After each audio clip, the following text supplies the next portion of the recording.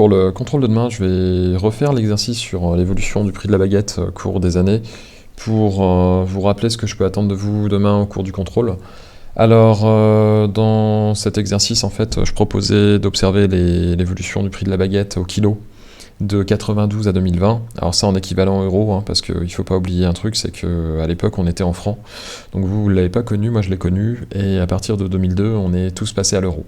Donc là, déjà comment expliquer l'évolution, le fait que chaque année ça augmente. Alors ça c'est juste un phénomène qu'on appelle l'inflation. Donc le prix de la baguette va augmenter d'année en année sous l'effet de l'inflation. Et donc, représenter les données sous Excel, est-il pertinent de dire que les données peuvent faire l'objet d'un ajustement affine? Et bien déjà, est-ce qu'il est pertinent de dire que ça va faire l'objet d'un ajustement affine? En fait, il faut déjà prendre des points, les mettre là. Hop, ici je fais insertion, nuage de points. Et puis voilà ce que j'obtiens. Alors la question qu'on pose, c'est est-ce que ça fait une droite? Eh bien oui, ça ressemble quand même méchamment à une droite. Enfin, les points sont plutôt alignés. Et donc, est-ce qu'on peut représenter les données, faire dire que les données peuvent faire l'objet d'un ajustement affine? Oui, les données peuvent faire l'objet d'un ajustement affine, car les points sont plutôt alignés. Tout simplement. Donc, derrière, donner l'expression d'un droite d'ajustement affine. Il faut que je clique sur les points avec le clic gauche. Ensuite, je fais clic droit. Je mets ajouter une courbe de tendance. Et juste derrière, je laisse en linéaire. C'est bien une droite que j'ai ici. Et je vais dire que j'affiche l'équation sur le graphique. Donc voilà l'équation que j'obtiens. Je vais la mettre en un peu plus... Voilà, un peu plus grosse.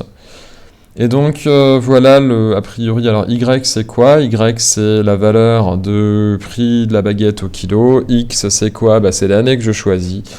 Et la droite me dit que si je veux calculer le prix de la baguette, enfin, si je veux approcher, estimer le prix de la baguette à une année particulière, eh bien, je remplace X par l'année. Donc, si par exemple, je veux voir ce qui se passe en 2025, bah, je remplace X par 2025 et j'obtiens le prix de la baguette estimé en 2025. Donc là, derrière, ça tombe bien, c'est ce qu'on nous demande. Alors, donner l'expression de la droite d'ajustement affine, eh bien, je vais la récupérer. Donc, l'expression, c'est celle-ci. L'expression de la droite. Et, hop, Y égale. Et donc, pour X égale 2025, donc je me place en 2025, j'obtiens 2.0,0555 fois 2025 moins 108,45. Et là, je prends ma calculatrice, je regarde ce que ça me donne. Hop.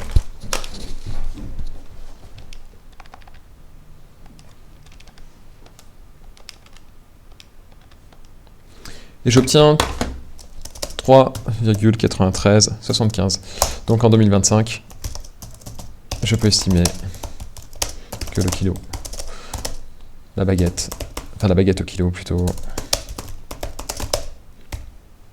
coûtera environ 3,9375 €.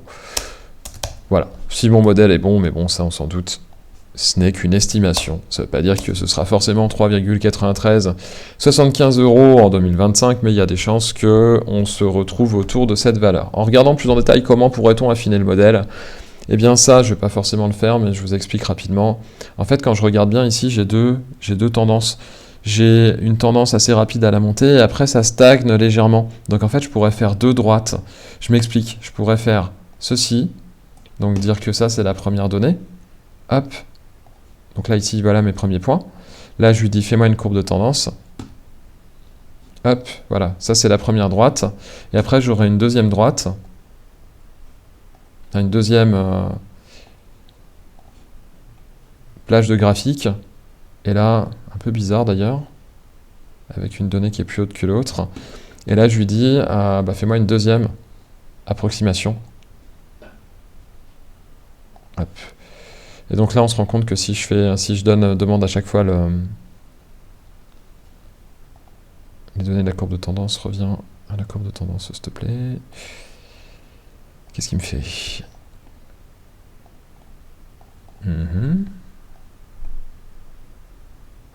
Voilà, format de la courbe de tendance. Afficher l'équation sur le graphique, j'ai une équation qui est complètement différente entre celle-ci et celle-ci. C'est normal parce que les points n'évoluent pas de la même manière. Donc il faudrait peut-être mieux faire deux courbes, une première courbe et une deuxième courbe, plutôt que de faire une seule courbe sur ce modèle-là. Pourquoi? Parce qu'au début, encore une fois, il y a une pente qui est assez rapide, et puis après, la pente, elle a tendance à stagner. Donc je pourrais couper en deux les données. Voilà, bon, c'est un détail, c'est pas quelque chose que je vous demanderai demain. Ce que je vous demanderai, c'est de me dire s'il est pertinent de faire un modèle linéaire, c'est-à-dire est-ce que les points sont bien alignés ou pas. Ensuite, de m'extraire l'équation, et ensuite me faire quelques calculs. Voilà. Donc vous ramenez vos ordis et vous essayez de me refaire ce type de manip sur Excel.